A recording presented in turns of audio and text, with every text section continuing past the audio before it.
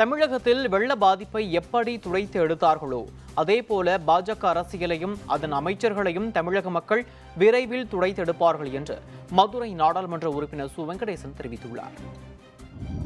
வெள்ளத்துக்கான நிவாரண நிதி ஒரு பைசா கூட ஒன்றிய அரசு கொடுக்கவில்லை. 27ஆம் தேதிக்குள் நாங்கள் தமிழ்நாட்டுக்கான வெள்ள நிவாரண நிதியை கொடுத்து விடுவோம் என்று ஒரு முறை இல்லை 3 முறை சொன்னால் பிஃபோர் 27 என்ற வார்த்தையை மீண்டும் மீண்டும் உச்சரித்தார். நாங்கள் 27ஆம் தேதிக்குள் நிதியை கொடுப்போம் அப்படின்னு சொன்னாங்க.